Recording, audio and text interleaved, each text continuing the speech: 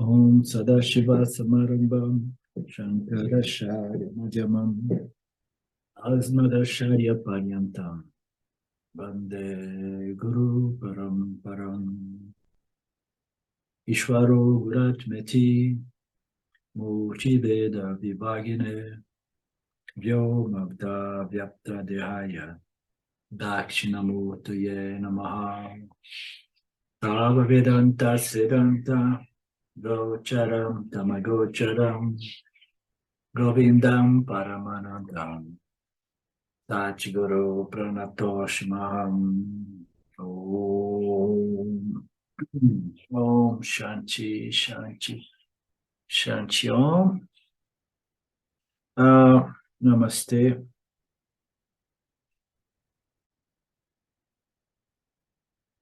A vida se torna um fracasso, um peso, um fardo. É um fracasso porque a minha direção está errada, né? Eu estou me movendo, né, em Mitya, tentando encontrar a felicidade permanente em Mitya, enquanto que essa felicidade somente é possível através da realização da minha real identidade, né? Então, eu estou na direção errada, né? Eu quero transformar o meu Ahamkara numa Ahamkara perfeito, lindo, maravilhoso e ilimitado, né? Eu quero transformar o meu Ahamkara em Purna, né? Completo. E isso é impossível, né? Como eu digo frequentemente, é uma missão impossível. Mas ainda assim nós sabemos que é importante dar uma melhorada no Ahamkara. A gente tem que dar uma sacudida, né? Tirar a poeira dele, aquela ignorância mais pesada, mais densa, né? A gente dá uma sacudida com uma vassourinha daquelas de penas, e porque o Ahamkara, a menos que ele esteja um pouco melhorado, ele jamais vai poder conseguir embarcar na autoinvestigação e autoconhecimento, né? Sugerido pelas escrituras, né? Então, o Ahamkara, ele é finito, ele permanece finito, ele jamais será perfeito, ele jamais será ilimitado, jamais será cheio, completo, mas ainda assim ele precisa de uma melhorada. E Karma Yoga é a nossa receita principal para este processo de melhoramento do Ahamkara. Então, não é que a gente abandona completamente a direção do melhoramento do Ahamkara, né? A gente simplesmente não pensa que isso seja um fim por si mesmo, né? Esta é a diferença. Eu quero, sim, melhorar o meu Ahamkara, não porque eu quero ser reverenciado como um grande Ahamkara, né? Não, é porque eu preciso de um melhoramento no Ahamkara, sem o qual eu não consigo compreender esses ensinamentos finais dos Upanishads, nem mesmo com a ajuda de um professor honesto e competente, né? Então, eu preciso de compreender essas nuances, né? A direção errada é pensar que eu posso produzir um Ahamkara perfeito e ilimitado. Não. Eu posso sim produzir um melhoramento que me permita compreender que o Ahamkara sempre será limitado, mas eu não sou limitado porque eu sou Satchitananda. Mas as pessoas, em geral, elas passam a vida inteira buscando esta famosa paz, felicidade, satisfação no mundo. E o Yanni é aquele que compreendeu e ele já não luta para obter a felicidade no mundo. Ele sabe que o Ahamkara, ele sendo finito, qualquer somatória de ações finitas jamais irá produzir o infinito. A capacidade mental, psicológica, intelectual é finita, aquilo que conhecemos é finito, os conhecimentos são revisados e aí a gente tem que fazer uma atualização, né? E às vezes nós criamos crises de identidade quando a gente descobre coisas que não eram realmente bons conhecimentos. Então, nada disso irá resolver o ahamkara. Mas se você acha que a realização intelectual talvez possa, então tudo bem. Faça como algumas pessoas, fique fazendo uma faculdade depois da outra, estudando diversos campos da ciência, né? Conhecimento, conhecimento, conhecimento, conhecimento, e você vai se sentir, né? Às vezes as pessoas se sentem quando elas têm muito conhecimento acadêmico, mas elas continuam miseráveis. Portanto, o Yanni não é aquele que se esforça em tentar transformar o Ahankara finito em infinito. Ele aceita a natureza finita do Ahankara assim como ela é. Ela foi criada por Deus deste modo. Ele procura dar uma melhorada neste Ahankara, né? Uma purificada, né? De modo que este Ahankara possa conhecer exatamente isso, a sua limitação, enquanto sua natureza substancial, matéria e energia, né? E a sua ilimitação, né? Enquanto consciência, existência de natureza infinita, né? Isso não impede que ele possa se interessar por alguns conhecimentos científicos, mas ele jamais pensa de desenvolver determinados conhecimentos como um meio de se completar. Ele compreendeu a minha natureza é plena, é pura, mas eu estou aqui ainda, né? A gente tem que fazer alguma coisa, cada um de nós temos hobbies distintos, né? E tem aqueles que têm o hobby de acumular conhecimento acadêmico. Nenhum problema, desde que você saiba que esta é parte da sua natureza secundária, aparente, como corpo-mente, mas você sabe que nada disso irá te completar ou te realizar, porque você já é plenamente completo e realizado, porque você está bem estabelecido em sua real natureza. Enquanto o Jiva estiver fazendo ações com desejos de completude, né, ele jamais obterá o Purnatva, porque ele está se movendo na direção errada. Que direção é essa? Ele está fazendo coisas para obter sucesso na esperança de produzir Purna, a plenitude, a satisfação, a felicidade, né, permanente. Ele está se movendo na ação e resultados, tentando obter a felicidade, né, permanente.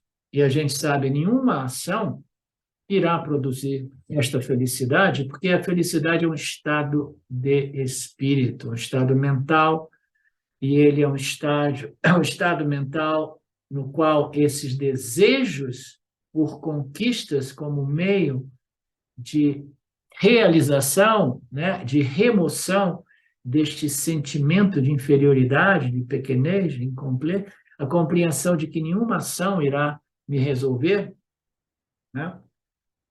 Esta é a compreensão, né, que vai mudar a direção de vida do indivíduo, né? Ele que se movia na direção de ação e resultados como meio de obter essa felicidade permanente, que é a sensação de purna. A gente precisa compreender isso muito claramente. Por que a gente fala purna e ananda? Tá? Então, a nossa natureza purna é aquela que está completa, é aquela que é plena, né? É satisfeita, né? É cheia, né?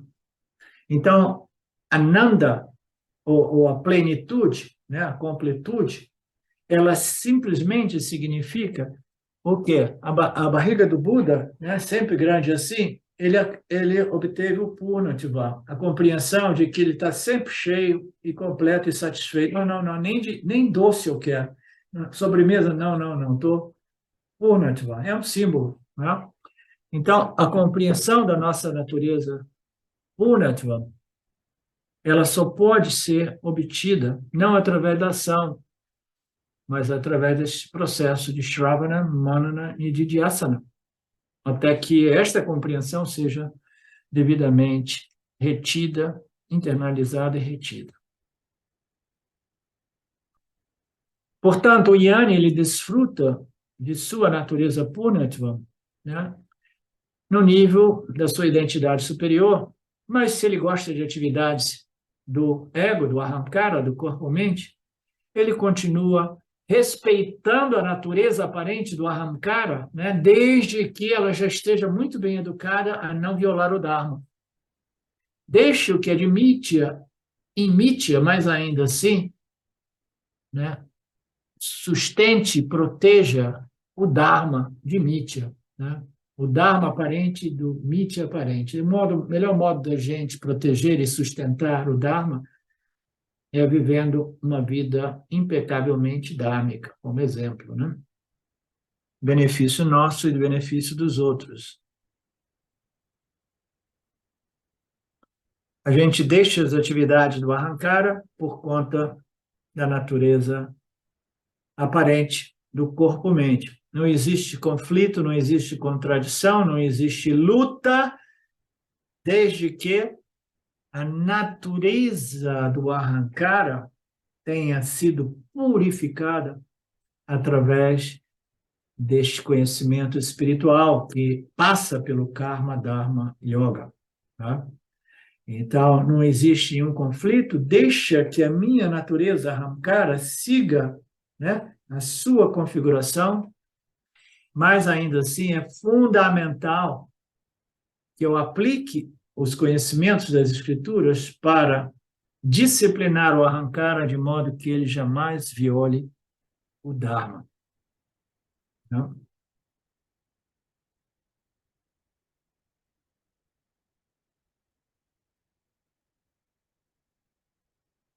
Então, você age sem jamais esquecer a sua natureza purnatva.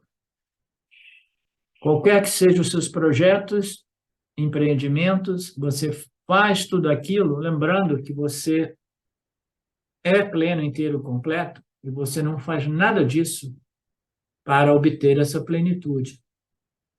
Essas ilusões são perdidas, queimadas, e etc. Portanto, gosto de fazer projetos e empreendimentos, mas não para me completar. Eu gosto por quê? Porque a minha natureza é fazer projetos, e os meus projetos são em harmonia com o Dharma. Ah, não, vamos fazer um projeto aí, né, interessante, bacana. Não, não, esse não. Esse aí, este é um projeto extremamente adármico, então eu não faço parte. Eu sei que eu gosto de fazer projetos, mas se vocês trouxerem um projeto, um empreendimento que seja, né, realmente benefício, né, realmente bem intencionado, realmente dármico, eu estou dentro. Mas esses projetos que não são em harmonia com o Dharma, eu passo. Não somente passo, eu denuncio.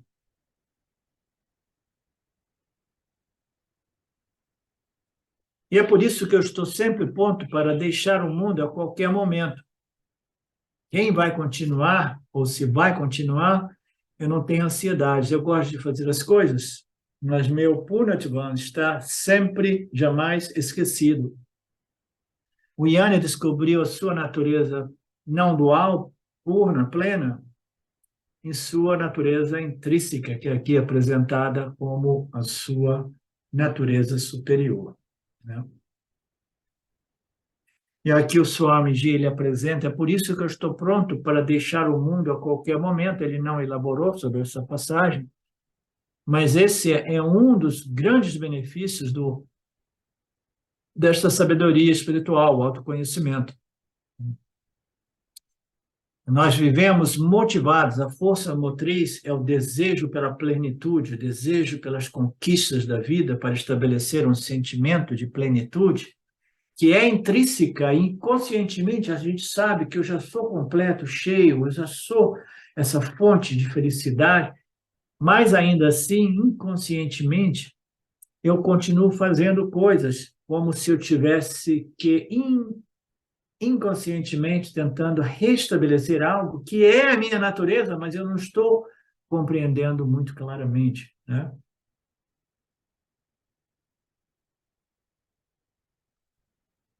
Então, ele diz, o Jnana é aquele que já realizou tudo aquilo que poderia ser realizado. Ele realizou uma coisa, a compreensão de sua natureza Purnatva. E como todas as outras buscas de realizações eram para estabelecer o seu senso de plenitude, né? Ele foi na raiz do problema, no X da questão, e através da compreensão expostas pelos Upanishads, ele compreendeu e realizou aquilo que, uma vez realizado, realiza tudo. Porque todas as outras realizações miravam realizar isso, na minha natureza, sempre completa, purna, né? Então, como você chegou a esta realização final, o que ocorre com todos aqueles desejos e medos, né, que todos eles inconscientemente visavam buscar a sua realização purnatva, ok? Você realizou isso sem ter que conquistar o mundo. Você realizou isso através da compreensão de sua natureza. Agora, o que ocorre com todos os desejos que eu tinha de conquistar o mundo? De conquistar fama, prestígio, status, né? Poder econômico, poder político. O que ocorre com tudo aquilo, né? Aquilo tudo vai simplesmente se dissolvendo, né? Vai sendo neutralizado na medida que o fogo desta compreensão, o fogo do conhecimento, a luz do conhecimento, vai dissolvendo essas ilusões, essas ignorâncias. Aí, naturalmente, o Yanni não tem nenhum problema, ele está sempre pronto a deixar o mundo a qualquer momento, porque ele realizou aquilo que, uma vez realizado, né, realizou todos os outros desejos e medos. Porque o medo também é um desejo. O medo é um desejo de quê? De evitar alguma coisa, né, que eu não goste, alguma coisa que cause ainda mais dor e limitação para mim, né? Alguma tragédia. Então, é um desejo de remover certas experiências, enquanto que desejo positivo é o desejo de obter ou realizar determinadas conquistas, desejo de realizar conquistas, desejo de afastar ou evitar fracassos. O ser humano ele se move através desses desejos positivos e negativos, sem saber que o que ele está buscando é sua natureza purnatva. E uma vez obtida, o que ocorre com esses desejos? O que ocorre com essa força motriz que causa um nascimento depois do outro, porque eu tenho que buscar, eu tenho que realizar, eu tenho que me completar, um outro nascimento, um outro nascimento. O que ocorre quando você realiza aquilo que você é? Você diz, ok, tudo bem, ainda assim eu vou esgotar o meu Parabada Karma, mas qualquer momento que seja, eu estou de malas prontas. Né? Eu tenho uma amiga que costumava dizer isso. Né? Ela costumava dizer, Naga, Naga, Naga, eu estou de malas prontas. Quando ela começou a chegar perto dos 70, ela começou com essa viagem. Né? Para quem conhece a famosa Pra, começou com essa viagem. Né? Não, de malas prontas. Aí, daqui a pouco, ela tinha um resfriado, uma dor de barriga, morria de medo da morte. Aí, passava o resfriado, ela começava a dizer, eu estou de malas prontas, né? Porque agora que eu cheguei do Vedanta, eu estou de malas prontas. Mas se cagava de medo toda vez que tinha um probleminha no corpo físico. Não, o Yanni é aquele que é pronto, genuinamente pronto para deixar o mundo. Por quê? Porque ele obteve. O mundo é uma escola, a escola serve para a gente aprender determinadas coisas. E a vida é a escola principal. Ishvara é essa vida, essa escola que nos permite essa graduação, esse diploma, né, de graduado, que é compreender a minha natureza plena, cheia e completa, que uma vez compreendida, acaba com a festa. Né? Vai acabar com a festa, então eu vou permanecer ignorante. Então, tudo bem, você gosta da festa? A festa vai produzir prazeres e dores. Se você gosta do jogo, do samsara, tudo bem. Né? Mas esse autoconhecimento vai acabar com a festa. Você não cansou ainda de todas essas festas? Sabe quando a gente é adolescente, a gente quer ir para festas? Né? Aí eu vim para o mato aqui para me esconder. As pessoas, elas pararam de me convidar para eventos sociais, porque eu nem respondo, né? Por quê? Cansei das festas, né?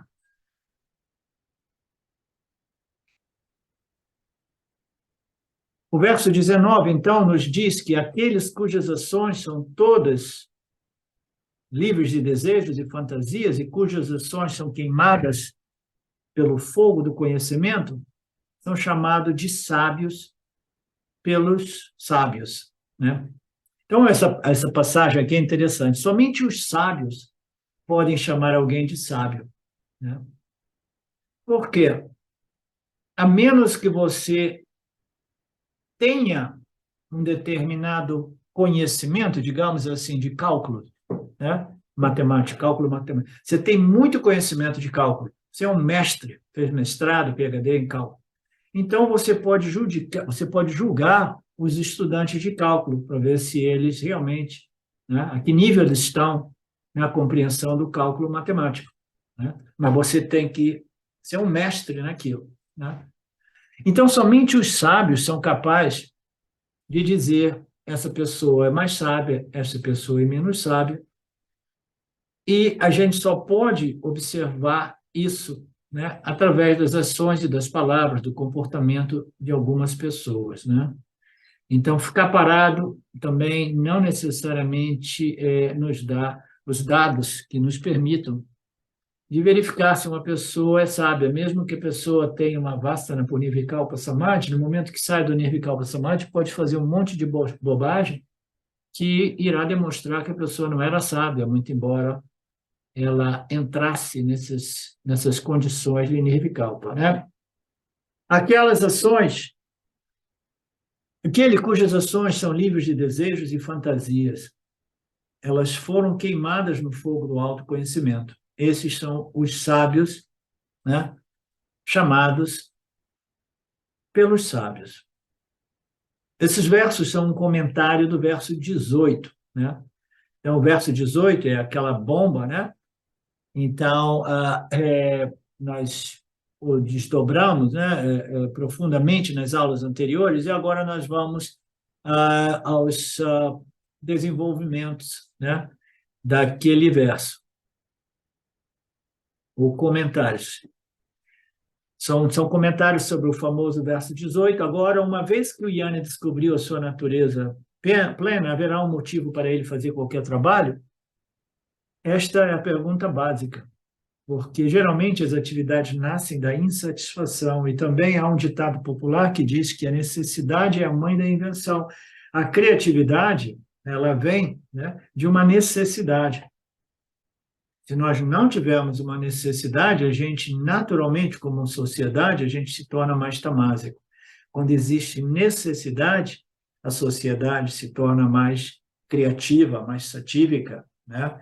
Você vê as sociedades desenvolvidas em condições climáticas muito favoráveis, né? Como é o caso do Brasil e outros climas também tropicais, as pessoas elas não têm tantos desafios como aquelas que moram no Polo Norte ou no Polo Sul, né? Naquela situação climática, né? Muito desafiadora. Então, as pessoas elas se tornam mais ativas e mais criativas por força da necessidade, né? Então, a necessidade é a mãe da criatividade, né? Então, qual é a situação desse Yanni? Ele tem realmente motivo para fazer alguma coisa? Sim, bota ele lá, né? Num daqueles países escandinavos, né? Bota ele lá no mato, que ele vai se mexer, ele vai ter que fazer muitas coisas para sobreviver. Mas você deixa ele no conforto lá, né? Do clima de Tiruvannamalai, né? Com as pessoas trazendo para ele uma refeição por dia, aí naturalmente ele não vai fazer nenhuma ação, né? Então, são comentários a respeito da verso que aborda a questão da ação na inação e na inação na ação. E agora o ponto é, o Yanni, ele vai fazer ação? Sim, não, sim, mas Que tipo de ação? Essa ação é uma ação para obter a felicidade ou é uma ação a partir da sua felicidade intrínseca? Né? Esta é a pergunta básica, né? A reclamação geral é que agora as pessoas estão trabalhando e realizando, conquistando, porque elas estão se sentindo incompletas, pequenas, inadequadas, né? Insuficientes. Então, elas têm motivação para produzir, realizar, elas não estão satisfeitas e elas querem satisfação. A insatisfação parece ser a força motriz, né? Então, nós estamos fazendo análises muito bonitas e importantes. Se a insatisfação é a força motriz, então o que ocorre com o Yanni, uma vez ele reconheça a sua natureza sempre satisfeita, né? Será que ele vai fazer alguma coisa? Sim e não.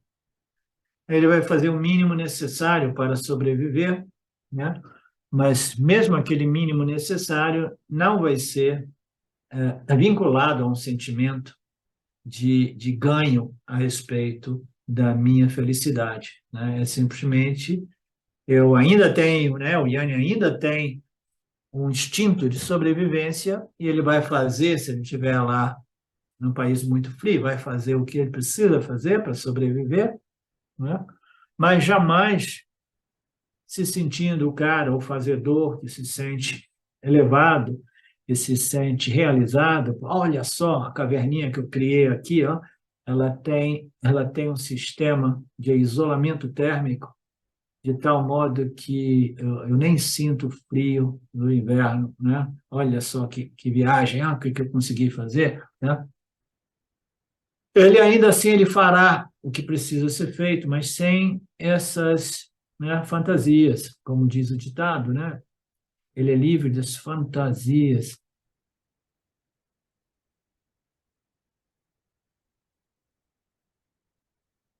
Mas as pessoas dizem, mas aí o cara, né, ele não vai querer trabalhar, ele vai ficar no mínimo. Sim, sim, mas são raros os indivíduos que reconhecem o ser. Não se preocupem, porque a sociedade não vai colapsar, ela é mantida por essa ignorância cósmica, ok? Aqui e ali uma pessoa ou outra, ela realiza isso e ela se torna mais um espectador do drama humano e menos um participante do drama humano, né? Ah, não, os caras estão virando vagabundos, eles ficam olhando, assistindo, participando o mínimo possível, né? Mas eles não contribuem, né? Socialmente, economicamente, não criam empregos, né? Esses são parasitas, vamos liquidar todos eles, né? Na verdade, há quem diga que a Índia está atrasada por causa da sua espiritualidade, esta filosofia do contentamento interior. Você precisa estar direcionado fora. Você precisa projetar a felicidade fora, né? Para isso, você precisa se sentir eternamente descontente. Não, que filosofia horrorosa essa, né?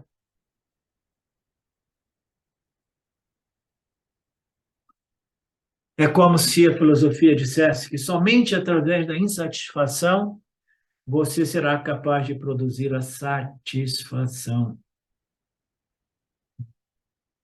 Contentamento significa que a pessoa não vai funcionar. Se você estiver já satisfeito, você não vai querer fazer nada. Este é um grande equívoco. Mas o que o Krishna Guru quer dizer é que uma pessoa pode trabalhar não para o contentamento, mas a partir do contentamento. Mas, em geral, este trabalho ele se reduz ao mínimo necessário e indispensável, ao menos que seja um trabalho para o benefício social. Quando você vê um indivíduo como Shimayananda trabalhando 18 horas por dia para expor, né, e propagar estes ensinamentos, abrir escolas, hospitais e isso e aquilo, então tudo aquilo que ele faz é para o bem, né, do campo, bem do campo dharmico. Não é uma atitude egoísta e muito menos uma atitude sem a qual ele não se sente realizado. ele faz tudo isso, ele permite que o seu instrumento corpo-mente sirva, né, de veículo de ações para produzir tudo isso, sabendo que tudo vem de Ishvara, e ainda assim ele permanece sem nenhuma fantasia de que agora sim eu sou o cara, agora eu sou o grande Shimaya. Por quê? Porque Shimaya Mission se espalhou no hemisfério norte, né? E em todos os continentes, escolas, hospitais e ashrams, né? Então agora realmente eu desfruto da minha natureza pura. Não, jamais. Ele trabalhou, trabalhou, trabalhou para resolver o problema da insatisfação? Não, ele trabalhou com grande satisfação para o benefício da humanidade. Essa é a diferença, né?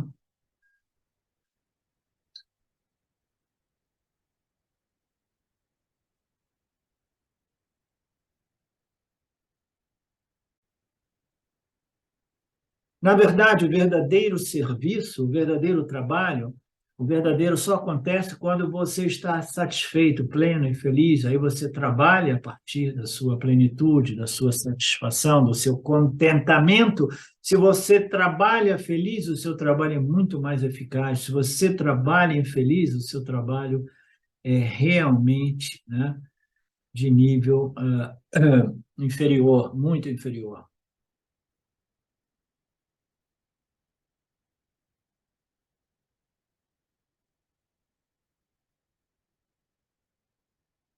Krishna diz: somente o Jnani pode contribuir com contentamento, pode agir com contentamento.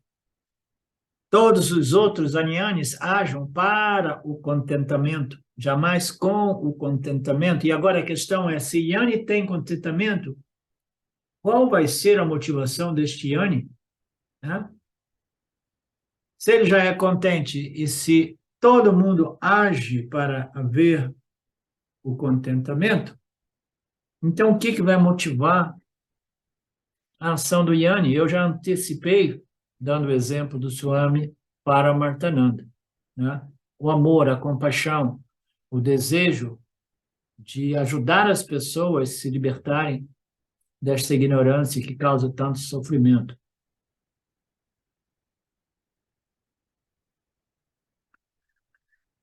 As nossas escrituras dizem que a força motriz do Yanni é a compaixão.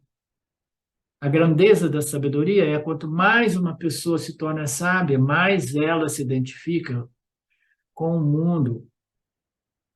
A ignorância torna a minha mente menor, egoísta, preocupada comigo, a minha vida, né, a minha família. Mas o conhecimento faz com que a pessoa se identifique com o todo e veja, né, a situação da humanidade e esteja sempre disposta, né, a ajudar aqueles raros indivíduos, né, no caso, os indivíduos atraídos pelos ensinamentos finais dos Vedas. Então, você dedica a sua vida para essas pessoas, né? Então, como algumas vezes eu coloquei, né, os ensinamentos finais dos Vedantas, do Vedanta, eles têm um apelo para uma classe de buscadores muito, muito, muito, né, reduzida. Então, se uma pessoa como o Shimayananda queria beneficiar a humanidade, né, o que ele fez com todo esse conhecimento vedântico? Ele manteve a integridade desse conhecimento lá no topo, né? A gente visualiza essa sabedoria espiritual como uma pirâmide lá no topo, mas aí ele começou a descer, né, no nível dos Vedas, criando escolas sobre os Vedas, hospitais, né, centros, né, nos quais as pessoas podem fazer todos os tipos de sadhanas que envolvem ação e seus resultados. Assim, ele pode ter um impacto maior na humanidade. Então, pessoas como Nisargadatta Maharaj, no meu caso, né, vamos nos manter no Vedanta, uma pessoa como, no meu caso, que gosta de apresentar os ensinamentos finais, né, de modo mais profundo, o mais profundo quanto possível, naturalmente não encontra tantos clientes, digamos assim, né? Então, se a gente quisesse atrair mais pessoas para o Vedanta Brasil, assim por dizer, a gente teria que criar uma mini estrutura na qual a gente ofereça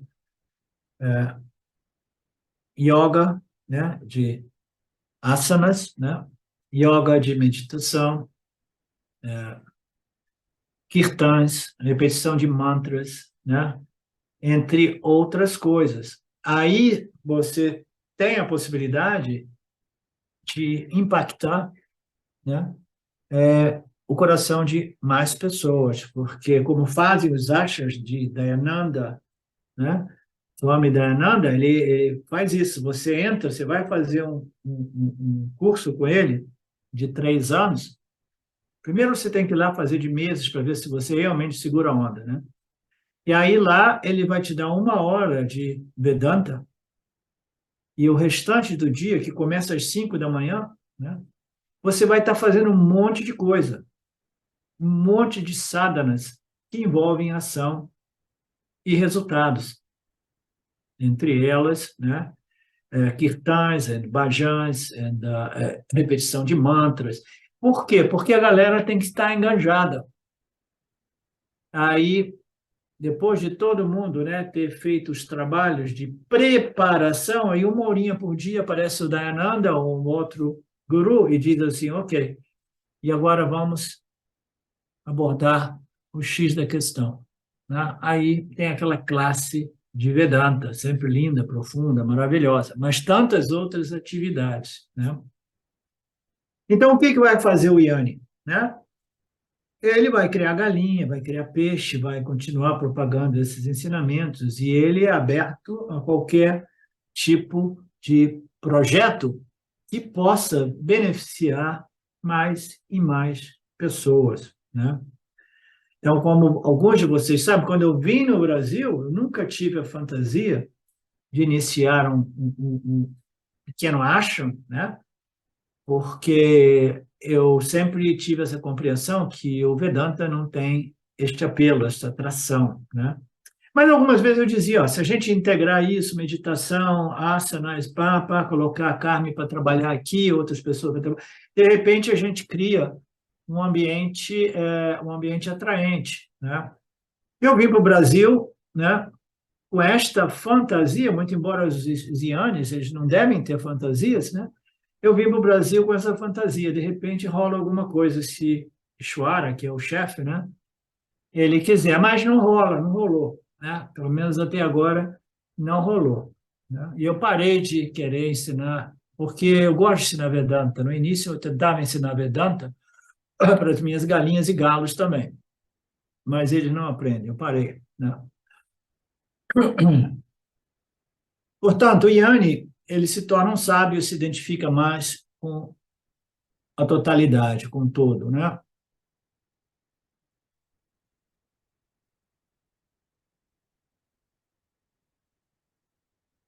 A natureza do Yanni é esta compaixão, esse desejo, né, de propagar os ensinamentos que libertam.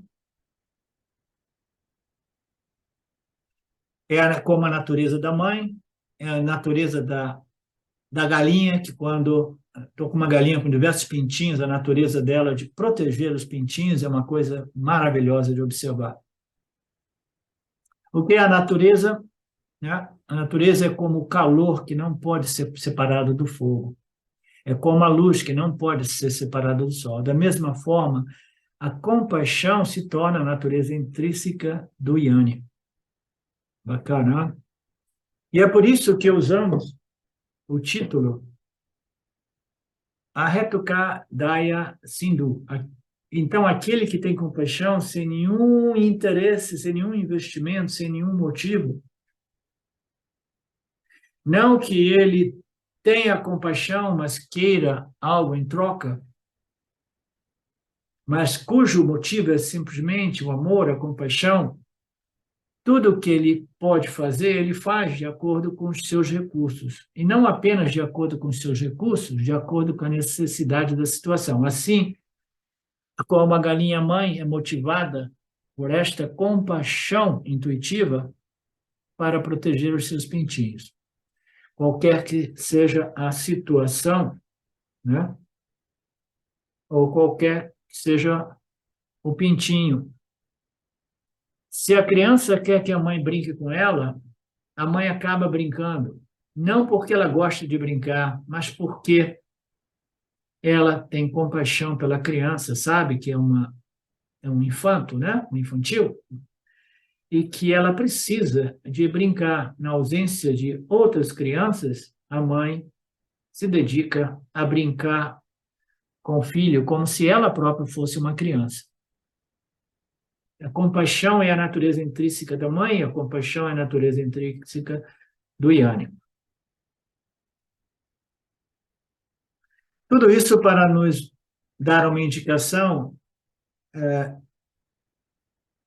compreensiva do porquê de tantos Yanis serem muito ativos, né?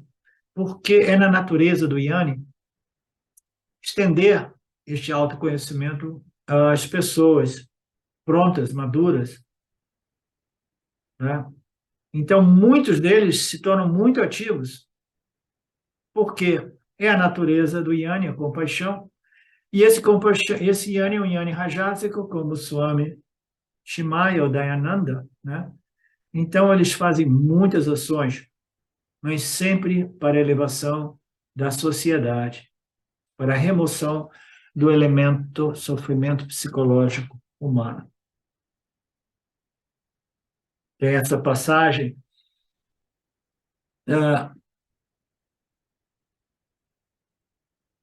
Onde é que está essa passagem? Qual é o motivo? Para a proteção dos justos, para a destruição dos justos e para o estabelecimento da justiça, eu nasci em todas as épocas. Isso aqui é do Gita mesmo. Capítulo 4, nós vimos esse verso recentemente. 4, verso 8. Eu nasci e retorno de novo, para elevar, né, a sociedade, para proteger o Dharma, para destruir o Adharma. Nós estamos todos aqui esperando que o Lord destrua esta massa, né, de escuridão adármica, né, que assolou este planeta neste período do Kali Yuga, né? A gente está aqui esperando, né, que venha o Senhor de um modo ou de outro, né, para destruir os injustos e restabelecer o Dharma.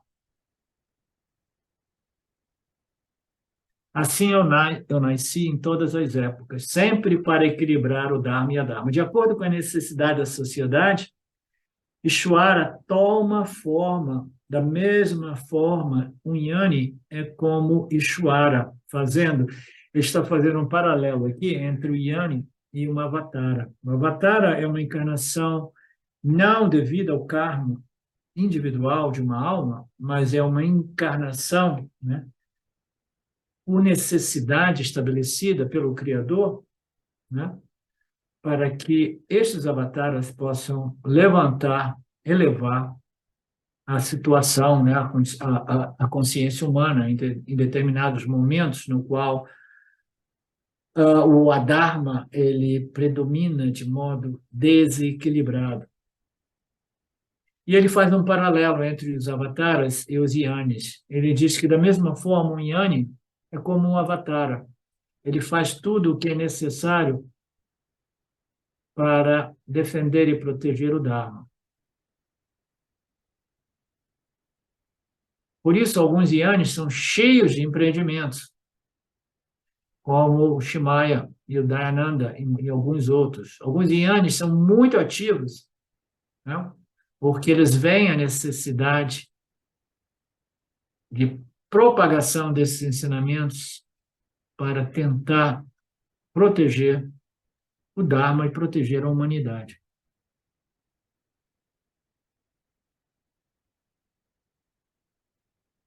Então, nós temos a situação, alguns yanis são muito ativos e alguns aniyanis né? Também são muito ativos. Qual é a diferença? Né? E neste verso, o Krishna Guru nos dá a indicação da diferença.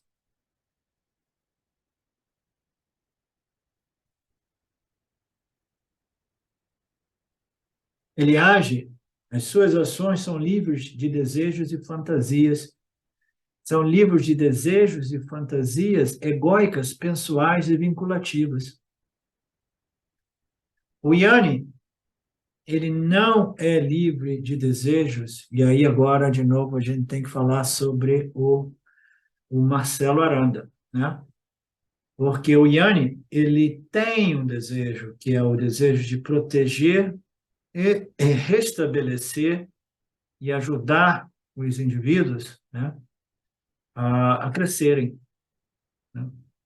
Mas esse é um desejo, não é um desejo egóico e não é um desejo vinculante. O que significa? Mesmo que o avatar venha e que, apesar de todas as suas ações, né, de todas as suas intenções, fundadas no desejo de restabelecer o Dharma, se por acaso este desejo não se realizar, este Yanni, este avatar, ele não é vinculado ao resultado. Ele faz isso porque é a sua natureza, como compaixão e amor, tentar elevar a consciência humana, né? Então, é aquele que age livre de desejos vinculativos, né? E livre de fantasias, de ganhos, né? Pessoais, através das ações.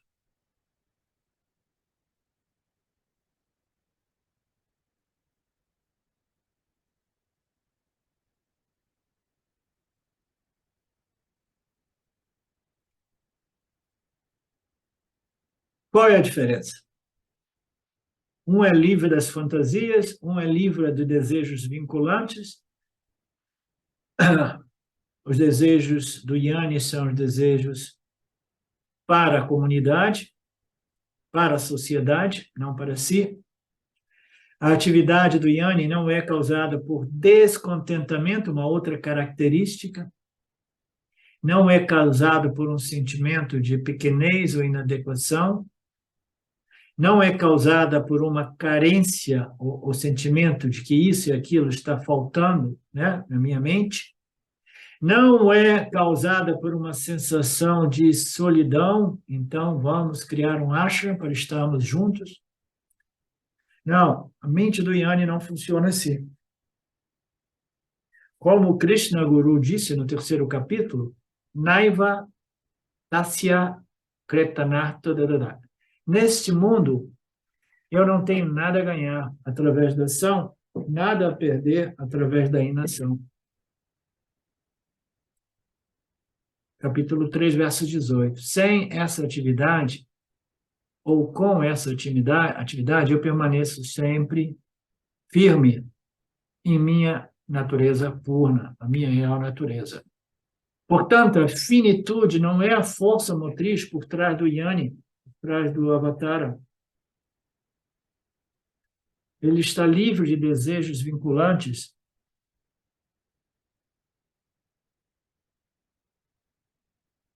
Ele está livre das projeções, antecipações, preocupações a respeito do futuro. Está livre de tudo isso, dessas fantasias. Porque projetamos, porque nós projetamos, porque agora eu não estou satisfeito, né? A gente projeta e a gente sempre fala, é importante projetar um mundo melhor, né? Não, a gente projeta por quê? Porque não estamos satisfeitos com determinada situação.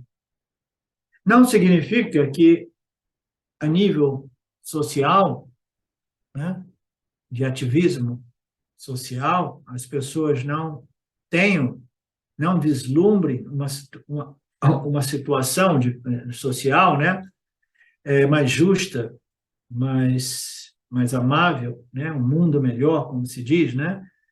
Então, as pessoas podem imaginar um mundo melhor, podem até trabalhar para um mundo melhor, mas não é realmente idêntico ao caso do Yanni. O Yanni trabalha para um mundo melhor, mas sabendo que esse desejo está a realização disso não está nas mãos de Ishvara, e ele faz isso pelos outros, porque para ele o mundo é perfeito assim como ele é. Ele é simplesmente uma manifestação de Punya e Papa. E às vezes o Prarabdha Karma é extremamente permeado, condicionado por Papa, circunstâncias de dor, circunstâncias adversas. Portanto, ele está livre de fantasias e projeções.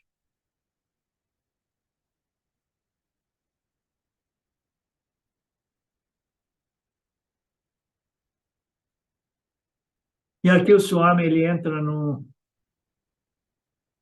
Se eu olho para o eu futuro, aquele eu que eu projeto, aquilo que eu gostaria de ser, uma ideia, um ideal, não, eu gostaria de ser um Ahamkara assim, assim, assim, assim, assado. Então, este é o meu objetivo, né? Eu quero transformar o meu Ahamkara num super-herói, de modo que eu seja amado e apreciado por todos, né? Então, este é o meu eu ideal. E aí eu olho para mim, eu vejo o meu eu real. O meu real é aquele que se sente pequeno, insatisfeito, inadequado, né? Incompleto, né? Inferior, né? Então a gente vive nesse abismo, né? Nesse gap entre aquilo que é o ideal do meu Ahamkara e aquilo que eu percebo ser o meu Ahamkara, né? O meu eu ideal e o meu eu real, assim como eu me percebo, né? Devido a essa ignorância a respeito da minha real natureza.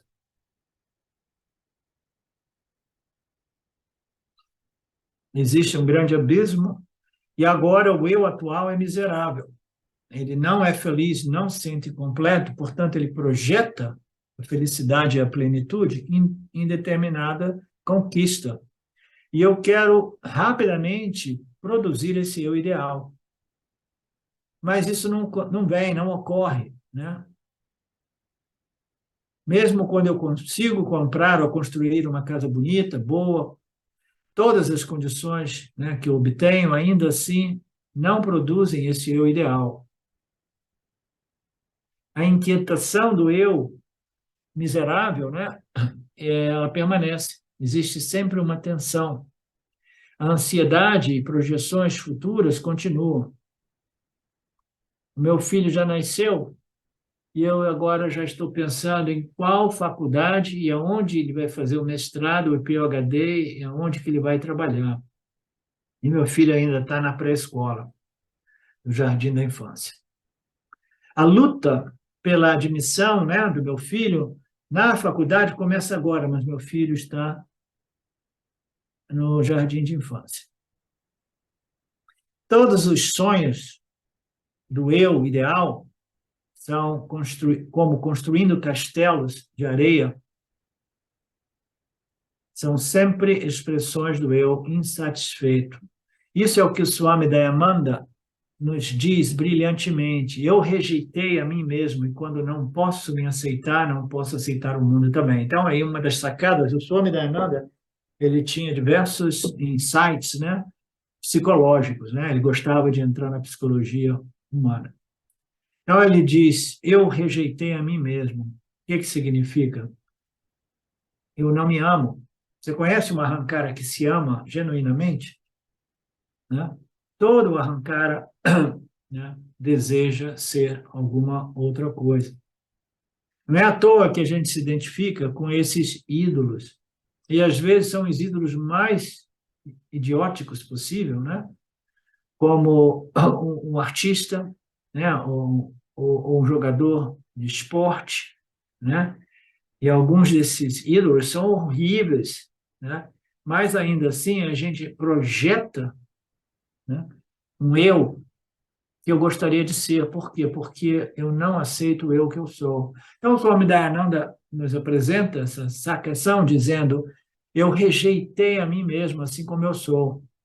Eu não consigo me aceitar. E, como consequência, eu não consigo aceitar o mundo, né? Vocês já ouviram falar sobre este insight psicológico, né? O que a gente reprova nos outros é o que a gente reprova em nós mesmos. Aceite a si mesmo, com todos os seus defeitos, e você aceitará os seus filhos, os seus amigos, familiares e o mundo, né? Se eu encontro defeitos em todas as pessoas que eu vejo, né,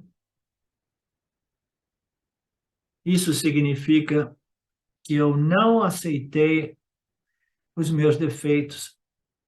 O problema não é nos outros, no mundo, mas é a minha autorreprovação, a minha autorrejeição, que se expressa na forma de eu rejeito o mundo, eu reprovo o mundo, eu estou aí a criticar todo o mundo porque eu exercito a autocrítica, a autorrejeição, a autorreprovação constantemente. Existe esse sentimento profundo de inadequação e autorrejeição em todas as pessoas que estão sempre julgando os outros e apresentando uma face do eu ideal delas, dizendo, não, eu sou, eu sei a verdade, eu sei o que é justiça, eu sou, e eu estou sempre apontando o dedo para as pessoas, né, tentando revelar os defeitos das outras.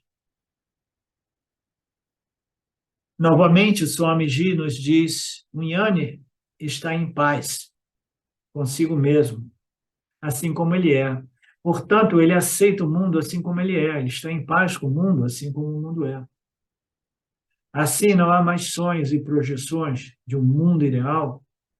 Ele vive nos dias de hoje e ele aceita as coisas assim como são, mesmo em circunstâncias como as circunstâncias do Kali Yuga que nós vivemos nos dias de hoje. Ainda assim, eu faço o que eu tenho que fazer e eu faço com contentamento. Então, ele não viaja da infelicidade para a felicidade, ele não viaja do descontentamento para o contentamento. A sua viagem é do contentamento para o contentamento, da felicidade para a felicidade. A felicidade antes da ação, a felicidade durante a ação e a felicidade após a ação. Assim não existe ansiedade, apenas a felicidade. Que belo estado de espírito, o estado de espírito do Jnani. Felizmente, ele falha também. Felizmente, ele faz coisas. E, felizmente, ele não é capaz de fazer determinadas coisas. Então, é um estado de espírito, né, ideal, que somente é possível do Atmayana, né, o autoconhecimento. Ele se torna uma pessoa plena, e esta compreensão de sua natureza plena, ela produz uma fragrância que é alegria, felicidade e aceitação positiva de tudo, assim como é. Aí ele diz, felizmente, ele ainda assim, ele não se torna um ahamkara perfeito. Ainda assim, ele vai ter alguns defeitos, algumas falhas. Ainda assim, ele vai ter limitações naquilo que ele pode fazer e naquilo que ele pode conhecer. Ainda bem, né?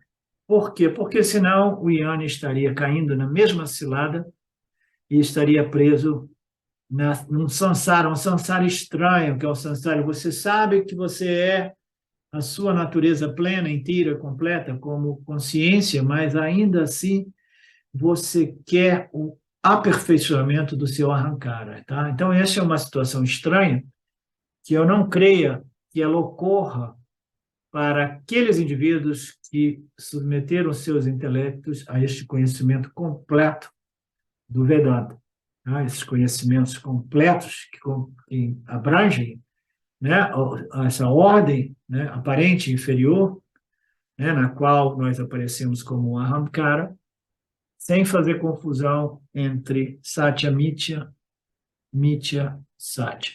Então, a gente... aí, porque nesse caso ele vai estar sofrendo da doença da iluminação, né? Cabe aí? Sim, muito bem colocado. É como se ele estivesse misturando Mithya com Satya, sobrepondo aquilo que pertence a Mithya em Satya, e agora, porque ele compreendeu que ele é Satya, ele quer que a sua natureza nítya também seja plena, inteira, completa. Aí ele começa a andar como iluminado, falar como iluminado, olhar como iluminado, né? Então ele está confundindo, misturando as coisas e sofrendo da doença da iluminação. Om Purnamada Purnamidam Purnamudachyate Purnasya Purnamadaya Purnameva Vashishyate Om Shanti Shanti Shanti. Namastê.